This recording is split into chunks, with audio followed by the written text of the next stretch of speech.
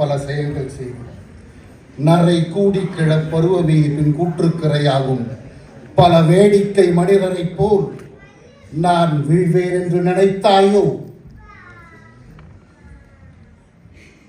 ஒன்றும் பயப்படாதீங்க. இல்லை ஏன்னா சும்மா இந்த குழந்தைங்கெல்லாம் கத்தின்னு இருக்கோம். நம்ம பேசும்போது கொஞ்சம் சத்தமாக தமிழ் பாட்டு சொன்னோன்னு வச்சுக்கோங்க, எல்லாம் கொஞ்சம் அமைதியாகி என்னடா பண்ணுறாங்க அப்படின்னு பார்ப்பீங்க. அதுக்காக தான், வேற ஒன்றும் இல்லை. இவன் கவிதையாகவே பேசுவான் போல இருக்குது, ரொம்ப பட்சம் போல இருக்கு அப்படின்லாம் நினச்சிக்காது. ஆனால் கவர்மெண்ட் ஸ்கூல் தான், ஒன்றும் கவலைப்படாதீங்க.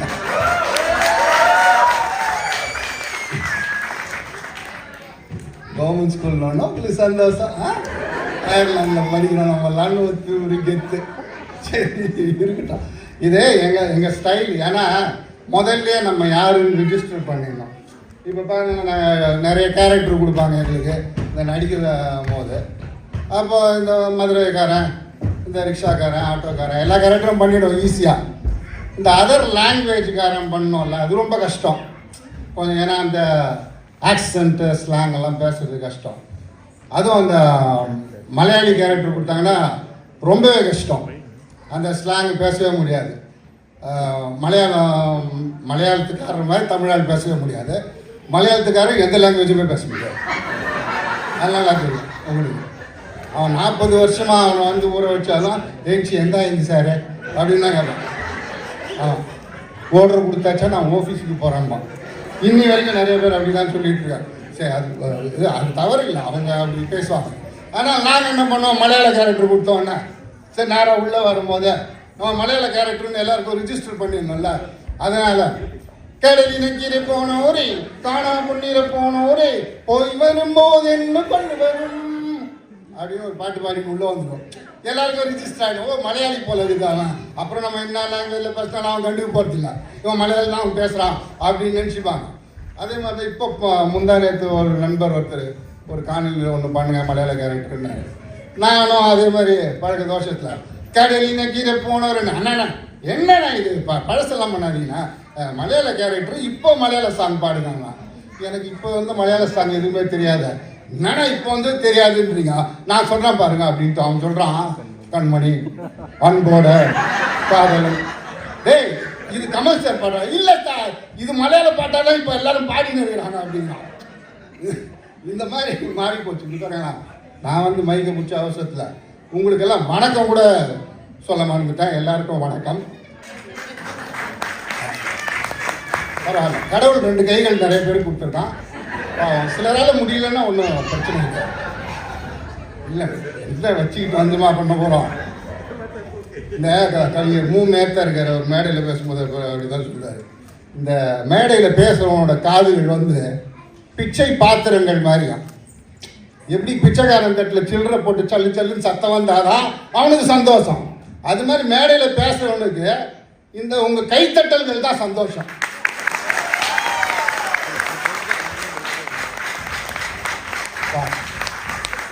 தமிழர்களுக்கு எவ்வளவு தாராள மனது பார்த்தீங்களா, எப்படி தட்டுறீங்க வரலாம். இந்த மாதிரி தான் வந்து மேடையில் பேசிக்கிட்டே இருந்திருக்காரு. நம்ம இப்போ பாருங்க, நான் வணக்கம் கூட சொல்லாமல் பேச ஆரம்பிச்சிட்டேன்ல, அது மாதிரி அவரும் பேசிக்கிட்டே இருந்திருக்காரு. 1/2 மணி நேரம் பேசிகிட்டு இருக்கார், எல்லாரும் அமைதியாக இருந்திருக்காங்க. 1 மணி நேரம் பேசியிருக்காரு, அப்பயும் அமைதியாக இருந்திருக்காரு. 1.5 மணி நேரம் பேசியிருக்காரு. கூட்டத்து நடுவில் இருந்து ஒருத்தன் எழுந்திருக்கான். பாக்கெட்லேருந்து ஒரு பாக்கெட்லேருந்து துப்பாக்கி எடுத்துட்டு இன்னொரு பக்கத்துலேருந்து குண்டு எடுத்து போட்டுகிட்டே இருக்கான். ஒவ்வொரு குண்டாக போட்டுகிட்டே இருக்கான். மேடையில் பேசுகிறவனுக்கு பயமாயிடுச்சு. ஐயா மன்னிச்சிரு, ஐயா மன்னிச்சிரு, என்ன ஒன்றும் பண்ணிடாத, நான் பேச்சை நிறுத்திடுறேன் அப்படின்னு இருக்காரு. அப்போ அவன் சொல்லியிருக்கான், ஒன்றும் கவலைப்படாத, நான் உன்னை சுட போகிறதில்லை, உன்னை எவன் கூட்டிகிட்டு வந்தானோ அவனைத்தான் சுட போகிறேன் அப்படின்னு இருக்கார். என்னை அழைத்து வந்த ரிச்சர்ட் மற்றும் உங்களுக்கு அடையாளம் தெரிவதற்காக அந்த 4 பேர்களுக்கும் வேட்டி கட்டி அலைவிட்டிருக்கிறோம்.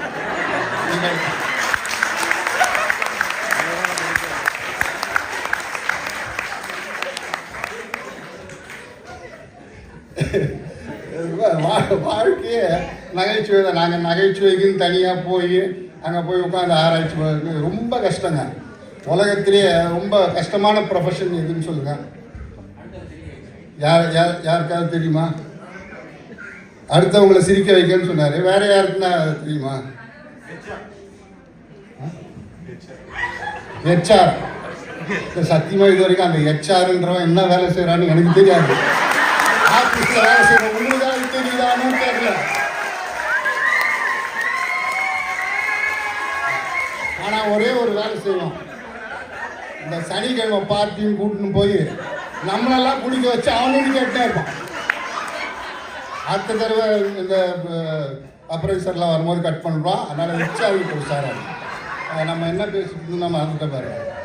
ரொம்ப கஷ்டமான ப்ரொஃபஷன் அது. எதுன்னா இந்த காமெடி நடிகனாது ரொம்ப 2 பேருக்கு கஷ்டம் இருக்குது. பாடகர்களுக்கு கூட அந்த கஷ்டம். எங்கே பார்த்தாலும் இப்போ ஒரு பாடகர்னா காமெடி, இவர் தாங்க பாடகர், எங்கே ஒரு பாட்டு பாடு, அது நடுத்தெருவாக இருக்கும், டீ கடையாக இருக்கும், அவசரத்துக்கு டாய்லெட்டு போயிருப்பான், அங்கே கூட கேட்பான். அது பாடகர்னா என்ன பண்ணலாம், ஈஸியாக பாடிடலாம். யாரோ ஒருத்தர் எழுதி, யாரோ ஒருவர் இசையமைத்து, யாரோ ஒருவர் பாடிய பாடலை டக்குனு பாடுப்பா அப்படின்னா அவரும் எஸ்பிபி பாட்டு நான் ஒன்று எடுத்து அழகாக பாடிட்டு போயிடுவார். இந்த காமெடி நடிகனாக இருக்கா பார்த்தீங்களா, எங்களுக்குலாம் கஷ்டம். ஏதா ஒரு காமெடி சொல்லுங்க, அது நம்ம என்னடா டிக்கெட் தொலைஞ்சாங்க அப்படின்ட்டு ஏதாவது சொன்னோம்ல, இது கவுண்டமணி சொன்னது. ஆமாம், உனக்குன்னு நான் காலையில் ஏஞ்சி பல்லு தேய்ச்சி குளிச்சுட்டு பக்கத்துலேயே காமெடி வச்சுன்னு வரணும். இவன் புதுசாக இவன் கேட்குறான் சார், எப்போ பார்த்தாலும் காமெடி நடிகரை பார்த்தா அதுன்னா உங்களுக்கு கிண்டல் என்ன நக்கல்னு எனக்கு தெரில. எல்லாருமே கேட்க, நீங்கள் இப்போ ஒருத்தர் இப்போ இன்ட்ரடியூஸ் பண்ணி விட்றீங்க, இவர் தான் சர்ஜனாகிறார், எங்கே ஆப்ரேஷன் பண்ணி காட்டு என்ன கேட்டுக்கிறீங்களா? யாருன்னா கேட்போம். அந்த மாதிரி இந்த காமெடி நடிகர்களை பார்த்தா சரி விடுங்க, நம்ம எல்லாருமே நம்மளை அவன் வீட்டில் இருக்கிற மாதிரி நினச்சிக்கலாம். ஆனால் நம்ம வீட்டில் படுற கஷ்டம் நம்மளுக்கு தான் தெரியும். இந்த உலகத்திலேயே புரிந்து கொள்ள முடியாத வினோதமான திறன் இருக்கிற ஒரு மிருகம் யாருன்னா தெரியுமா? யாருங்க அது? ஏங்க அந்த 4 திருவள்ளுவர் அவங்ககிட்ட கொடுத்துருக்கணும். ஐயோ என்ன அழகா ஒரு வாசகம் சொன்னாலும் திருவாசகம் மாதிரி. இந்த பொண்டாட்டி வச்சா ரொம்ப நல்லவனா இருப்பான், பெரிய HR மேனேஜராக இருப்பான். அவனை பார்த்து ஆஃபீஸ் என்னங்க நீங்களே செஞ்சுக்கிறீங்க, நான் வீட்டுக்கு போயிடுறேன். பெரிய ஆஃபீஸராக இருப்பாங்க, அவனை பார்த்தா ஆஃபீஸில் எல்லாருமே பயப்படுவான். சரி மீட்டிங் முடிச்சுட்டு வீட்டுக்கு போகும்போது வழியில் என்ன பண்ணியிருக்கான், மார்க்கெட் பார்த்துருக்கான். சரி சும்மா தானே போகிறோம், ரொம்ப நாள் ஆச்சு அப்படின்னு பார்த்துட்டு இந்த வெண்டைக்காயை வாங்கி வீட்டுக்கு போய்க்கிறான். அவன் நேரம் பாருங்க, அவன் நேரம் சரியில்லை பாருங்க. வெண்டைக்காயை வாங்கி வீட்டுக்கு போனவொடனே இந்த பொண்டாட்டின்னு ஒரு வீட்டில் இருப்பாங்க, எல்லாம் வீட்டிலே இருக்கானா, இந்த வீட்டில் கண்டிப்பாக இருப்பான். எத்தனை பேர் அனுபவிச்சு செய்யலாம். கைத்தட்ட முடியல, பக்கத்தில் உட்காந்துக்கிறாங்க பொழுது. அதே நான் ஒத்துக்கிறேன். வெண்டைக்காய் வாங்கி வீட்டுக்கு போய்க்கலாம். என்னம்மா வெண்டைக்காய் அப்படின்னு இருக்கான். அந்த பொம்பளை ஒன்றை பார்த்துட்டு, அறிவு இல்லை பச்சிக்கிறியா? யார் HR? இவனை பார்த்து பச்சிக்கிறியா? இப்படி பிஞ்சு வெண்டைக்காய் வாங்கி வருவாங்க யாருன்னா போயா. அதுவும் இவங்களுக்கு தூக்கமே வரல. என்னடா நம்ம சொன்னால் ஃபாரின் டெலிகேட்ஸ்லாம் போய் போகிறான், ஆஃபீஸில் போய் போகிறான், ஒரு வெண்டைக்காய் அவமானமாக போயிடுச்சு அப்படின்ட்டு அடுத்த நாள் வரும்போது நேராக போய் நல்ல வெண்டைக்காய் வாங்கி போய் நல்ல பேர் எடுத்துடும் பொண்டாட்டிக்கிட்டேன் அப்படின்ட்டு மறுபடியும் இந்த பிஞ்சு வெண்டைக்காயெல்லாம் ஒதுக்கிட்டு அப்படியே நல்லா பெருசு பெருசாக பார்த்து வாங்கிட்டு வீட்டுக்கு போகிறாங்க.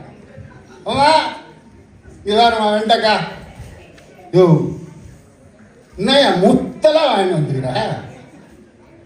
ஏமா நேற்று தான் பிஞ்சு இல்லை. ஆமாம் பின்ன பிஞ்சாக வாங்கினாரு இல்லை முத்தெல்லாம் வாங்கிட்டு வருவியா? என்னையா நீ இப்படி பண்ணுற அப்படின்னு திட்டிக்குது. இதான் அவர்கிட்ட அப்செட் ஆகிட்டான். என்ன அது வாழ்க்கை? ஒரு வெண்டைக்காய் அதை கூட வாங்க தெரியவில்லை என்று என் மனைவி சொல்லிவிட்டாள். மறுபடியும் போன அடுத்த நாள் பார்த்தா பிஞ்செல்லாம் தூக்கி ஒரு பக்கம், முத்தெல்லாம் தூக்கி ஒரு பக்கம், நல்ல அற்புதமான வெண்டைக்காய் வாங்கிட்டு இப்போ எப்படி திட்டு பார்க்கலாம், இங்கே திட்டு பார்க்கலாம் அப்படின்ட்டு அப்படியே பயிர் எடுத்துன்னு போய் ஹாய் ஜார்லிங் கம்மா இந்த வெண்டைக்காய் அப்படின்னு பொம்பளை பார்க்குது. அற்புதமாக இருந்துச்சு வெண்டைக்காய். சும்மா சொல்கிறேன், பிஞ்சு இல்லை முத்தல் இல்லை, நல்லா இருக்குது. அதை பார்த்துட்டு பொண்டாட்டியாச்சு சார் தவிர்க்க முடியுமா? ஏன் உனக்கு அறிவே இல்லை? வெண்டைக்காயை தவிர உனக்கு காய்கறியே தெரியாதா? வாங்கின்னு வந்தாலும் குத்தம், வாங்கின்னு வரலன்னாலும் குத்தம். ஐயோ பேசவே முடியாது சார். சில இந்த இடத்துல கூப்பிடுவோம், சில பேருக்கு ஏன்டா பேசுகிற போகிறோம் அப்படின்னு சில பேர் ஆகிடுவாங்க. சில பேச்சா நல்ல மாதிரி இருக்கீங்களா, பிடிக்காமே பேசுவோம். வந்தாங்க, எப்படி இருக்கிறீங்க, சரி இது ஏதாவது பண்ணுறாங்க ஃபங்க்ஷனு, கூப்பிட்டாங்க நல்லா இருக்குல்ல வரேன் அப்படின்னா. அந்த மாதிரி ஒருத்தர் பிடிக்கவே இல்லை. ஆனால் வந்து அவர் பேச சொல்லி வற்புறுத்தாங்க. பெரிய அறிவாளி தான், அவர் நேராக கூட்டத்துக்கு போயிருக்காரு. எப்படியாவது பேசாமல் தவிர்க்கிடுங்க, என்ன பண்ணலாம் அப்படின்ட்டு. எல்லாருக்கும் வணக்கம். நான் எதை பற்றி பேசப் போகிறேன் என்று உங்களுக்கு தெரியுமா அப்படின்னு கேட்கிறார். உடனே எல்லாரும் தெரியுங்க, தெரியும். தெரியுமா? உங்க எல்லாருக்கும் தெரிந்ததை பற்றி நான் எதற்கு பேச வேண்டும் அப்படின்னு கேள்வி வந்துக்கிறார். அந்த ஆர்கனைசரு பாவம் வேஷ்டி கட்டுன்னு பார்த்தாம நினைக்கிறேன். இவரு இல்லைங்க, அந்த என்ன கன்வென்ஸ் காசை கெட்டுருவீங்க போதுங்க. அவரு யோ இல்லையா அவர்கிட்ட போய் இப்படி தெரியும்ன்றீங்க. தெரியாதுன்னு சொல்லுங்க, அப்போதான் பேசுவார், பெரிய மனுஷங்க அப்படின்னு. அடுத்த நாள் மீட்டிங் ஏற்பாடு பண்ணி அவரை கூப்பிட்டு வந்துக்கிறாங்க. நேரம் வந்தோண்டா, வணக்கம், நான் எதை பற்றி பேச போகிறேன் என்று உங்கள் அனைவருக்கும் தெரியுமா அப்படின்னு ஒன்ன. ஐயோ தெரியும்னு சொன்னா இந்த ஆள் போயிடுவான். தெரியாது தெரியாது தெரியாதுங்க. நான் எதை பற்றி பேசுகிறேன்னே தெரில, உங்ககிட்ட ஏடா நான் பேசணும் அப்படின்ட்டு போயிட்டு இருக்கிறாரு. இந்த ஆர்கனைசர் ரொம்ப பரதாபப்படுத்துது. ஏன்டா இப்படி பண்ணுறீங்க? ஒரு பாதி பேர் தெரியும்னு சொல்லு, ஒரு பாதி பேர் தெரியாதுன்னு சொல்லி என்ன பண்ணுறேன் நான் பார்த்துருக்கேன் அப்படின்ட்டு அடுத்த நான் வீட்டுக்கு போட்டு கூப்பிட்டு வந்தாண்டாலும் நிற்க வச்சோன்னா அதே கேட்குறாரு. ஒருத்தன் சொல்கிறான் தெரியாது தெரியாது தெரியாது, இன்னொருத்தன் தெரியும் தெரியும்ன்றான். ஆக பாதி பேருக்கு தெரியும், பாதி பேருக்கு தெரியாது.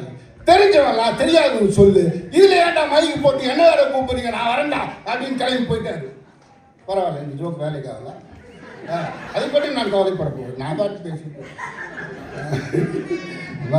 ஏன்னா கூட்டத்தில் பேசுறது ரொம்ப கஷ்டங்க. இந்த கூட்டம் எல்லாருக்குமே ஒரே மூடு இருக்குன்னு தெரியாது. காலைல கார குழம்பு வச்சுமா, அது உப்பு கம்மியாக போட்டுட்டுமே, இல்லை வீட்டில் வந்துமே அந்த நகையை பூட்டணுமா பூட்டாமட்டுமா, இப்படி நிறைய நம்ம மனசுக்குள்ள யோசனை இருக்கும். அதனால கவனிக்க முடியாது. இந்த மாதிரி தான் ஒரு கூட்டம் இருக்கு. ஒருத்தர் வந்தார், பேச்சாளர் பார்த்தாரு. எல்லாரும் வந்திருக்கிறீர்கள். இங்கே மனைவிக்கு பயப்படுகிறவர்கள் எல்லாம் ஒரு பக்கம், மனைவிக்கு பயப்படாதவர்கள் எல்லாம் ஒரு பக்கம் நில்லுங்கள் அப்படின்னாரு. இப்படியே மொத்த கூட்டம் கொஞ்சம் கொஞ்சமா, மொத்த கூட்டமா கொஞ்சம் கொஞ்சமா ஒவ்வொருத்தனா